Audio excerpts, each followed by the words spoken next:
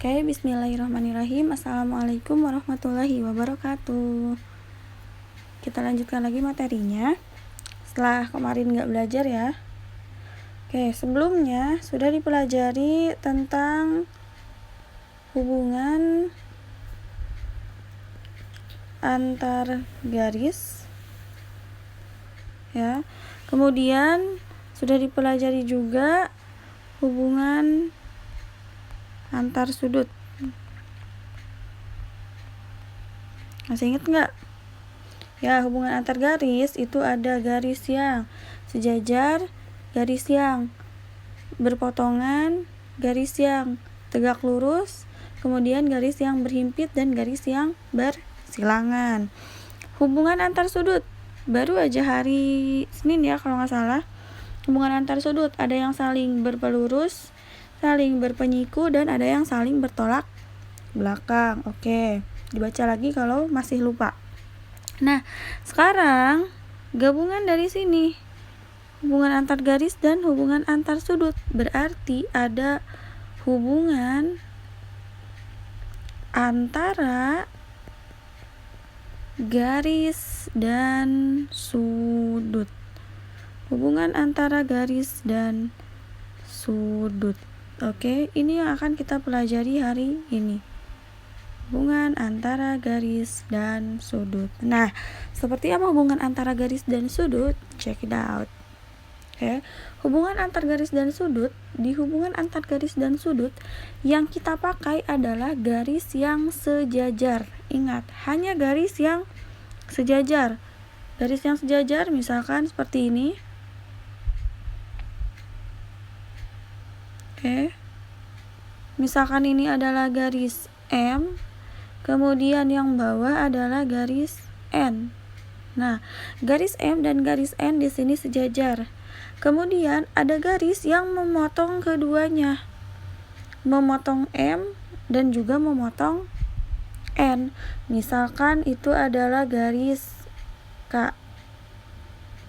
Nah, di sini terbagi menjadi 8 wilayah ya, ada 8 sudut. 1, 2, 3, 4, 5, 6, 7, dan 8. Ada 8 sudut yang terbentuk. Nah, kita akan pelajari bagaimana hubungan antara 8 sudut-sudut berikut ini. Oke. Nah, tapi kita nggak akan namain sudut 1 sampai 8. Kita akan membaginya ke dalam 2 bagian. Ada bagian pertama, 4 sudut bagian pertama atau zona pertama, kemudian ada 4 sudut zona kedua. Zona pertama misalkan zona A. Zona kedua misalkan adalah zona B. Di zona A berarti ada 4 sudut. A1, A2, A3, dan A4. Di zona B juga ada 4 sudut. B1, B2, B3, dan B4. Nah, kalau kamu perhatikan gambar ini sama gak sih? Kayak misalkan ini sungai nih. Ini adalah sungai. Ini tepi-tepi sungainya. Oke. Kemudian ada jembatan di sini. Ya. Jembatan. Sama kan ya? Sungai dan jembatan. Nah, 2 garis yang sejajar itu adalah tepi-tepi sungainya.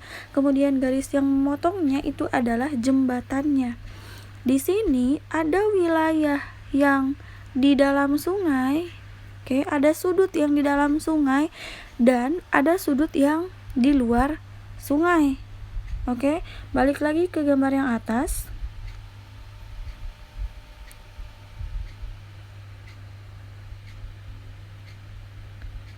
Oke, balik ke gambar yang atas, berarti ada sudut luar dan ada sudut dalam. Sudut luar dan ada sudut dalam. Oke, sekarang kita data dulu nih yang termasuk sudut luar yang ada di luar sungai. Di antaranya adalah sudut A1, sudut A2, sudut B4, dan sudut B3. Sekarang sudut yang ada di dalam sungai. Ada sudut A4, sudut A3, kemudian sudut B1, dan sudut B2. Total ada 8 kan? Sudut luarnya ada 4, sudut dalamnya ada 4. Bisa ya membedakan antara sudut luar dan sudut dalam. Oke, kita lanjutkan. Ulang lagi gambarnya.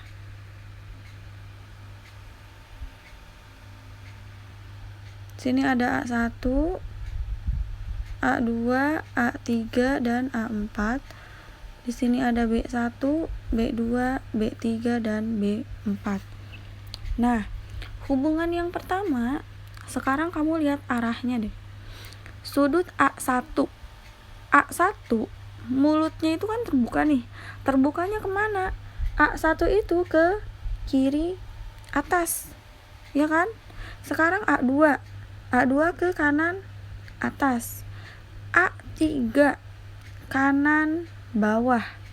A4 ke kiri bawah. Oke, sekarang B1. B1 ke kanan, ke kiri atas. B2 kanan atas. B3 kanan bawah. B4 kiri bawah. Di sini ada sudut yang menghadap ke arah yang sama. Oke, sudut yang menghadap ke arah yang sama. Kita data dulu. Yang pertama adalah sudut yang searah. Sudut yang searah. Oke, sudut yang searah, kamu perhatikan sudut A1. A1 searah dengan sudut B1. Kemudian sudut A2. A2 itu kanan atas. Cari nih yang kanan atas. Oh, sudut B2. Sudut A3 searah dengan sudut B3. Sekarang sudut A4 searah dengan sudut B4. Nah, sudut yang searah kita ganti namanya dengan sudut yang sehadap. Artinya dia menghadap ke arah yang sama. Karena menghadap ke arah yang sama, maka sudut yang sehadap itu besar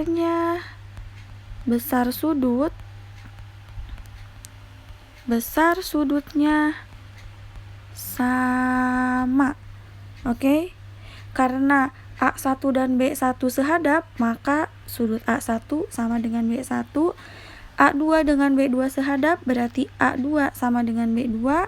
Begitupun dengan A3 dan B3, A4 dan B4. Jadi kalau A1-nya 60 derajat, berarti otomatis B1 juga 60 derajat karena dia menghadap ke arah yang sama. Oke, ini hubungan yang pertama, yaitu sudut yang sehadap. Nah, sekarang kita lanjutkan ke hubungan yang kedua. Oke, hubungan yang kedua itu adalah berseberangan.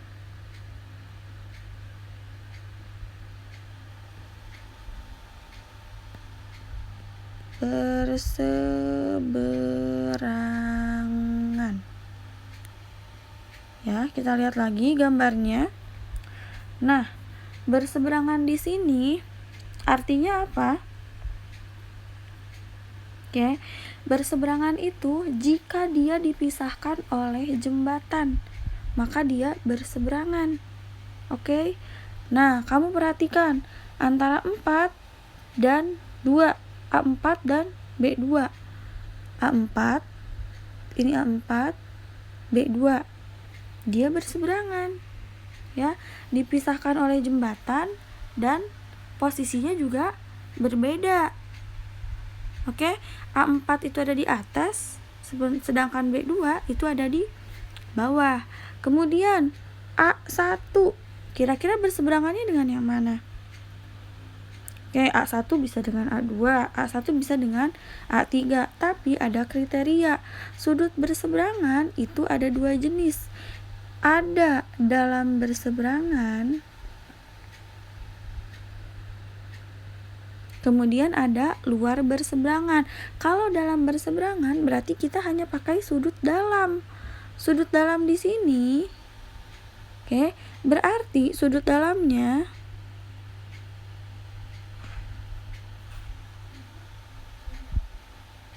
sudut dalamnya itu ada sudut, bentar kita hapus dulu arahnya.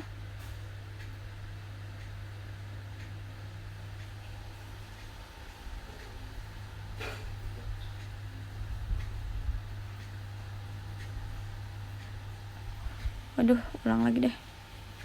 Sini ya.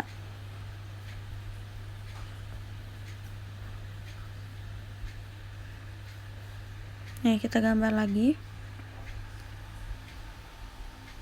A1, 2, 3, 4, B1, 2, 3, 4. Sudut dalam tadi yang ada di dalam sungai, berarti ada A4, A3, B1, dan B2. Nah, sekarang kita akan mencari atau mendata sudut dalam berseberangan. Dalam berseberangan.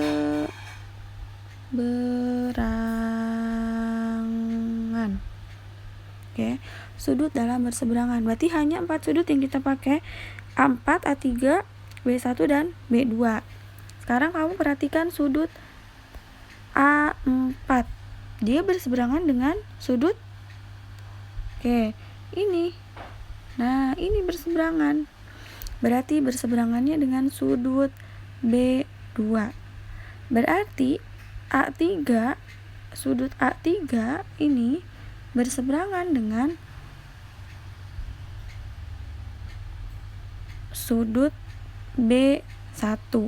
Dalam berseberangan memiliki besar sudut yang sama pula. Besar sudutnya sama. Berarti sudut A4 sama dengan B2, A3 sama dengan B1. Oke, paham ya? Ini dalam berseberangan. Sekarang karena ada dalam berseberangan, berarti ada juga luar berseberangan. Luar berseberangan, gambarin lagi. A1, 2, 3, 4, B1, 2, 3, 4. Karena sudut luar, berarti hanya ini dan ini. A1, A2, B3, B4. Oke, yang ketiga ada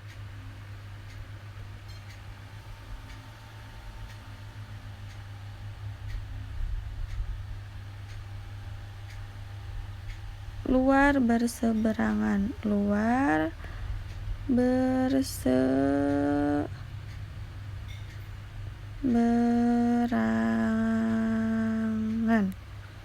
Oke, lihat lagi gambarnya. Luar berseberangan, berarti A1, A2, B3, B4. Sekarang A1, ingat yang memisahkannya adalah jembatan. Ya, jembatan, terus posisinya di atas dan di bawah. Berarti A1 itu berseberangan dengan nih. Nyebrang kan? Dia nyebrang jembatan. Sudut A1 berseberangan dengan sudut B3. Kemudian sudut A2 berseberangannya dengan sudut B4. Sudut A2 berseberangannya dengan sudut B4. Nah, bagaimana aturannya? Luar berseberangan itu juga sama. Besar sudutnya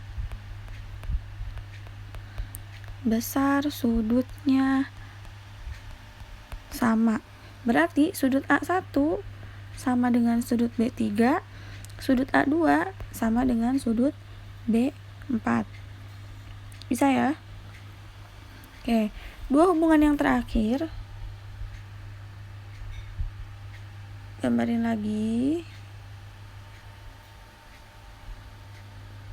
A1, 2, 3, 4, B1, 2, 3, 4. Hubungan yang keempat dan kelima itu adalah sepihak. Kalau tadi searah itu kita lihat ke atas dan ke bawah, tapi kalau sepihak, oke, kalau sepihak berarti antara ke kanan dan ke kiri, di pihak kanan atau di pihak kiri, ya, jembatan yang memisahkan di pihak kanan atau di pihak kiri. Nah, sepihak juga ada dalam sepihak dan ada luar sepihak. Sudut dalam sepihak berarti kita lihat sudut dalam A4, A3, B1 dan B2. Nah, kamu perhatikan, mana sih yang sepihak? Apakah 4 dan 3 sepihak?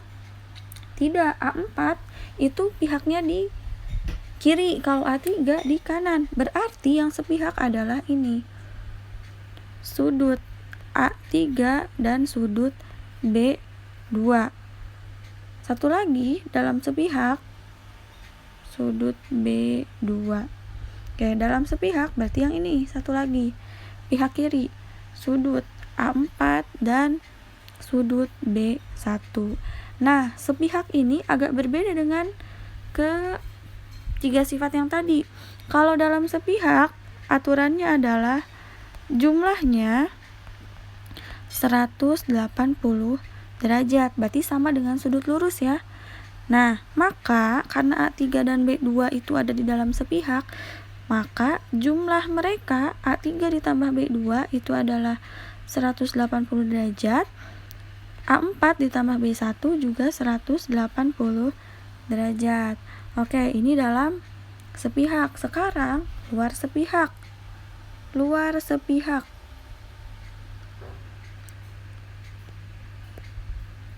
A1, 2, 3, 4, B1, 2, 3, 4. Hubungan yang kelima itu adalah luar sepihak. Luar sepihak berarti kita fokusnya ke sudut luar, A1, A2, B3, B4. Nah, tapi kita lihat mana yang satu pihak. Pihak kanan dulu. A2 sepihak dengan B3. Kemudian A1 sepihak dengan B4. Karena sepihak berarti jumlah sudutnya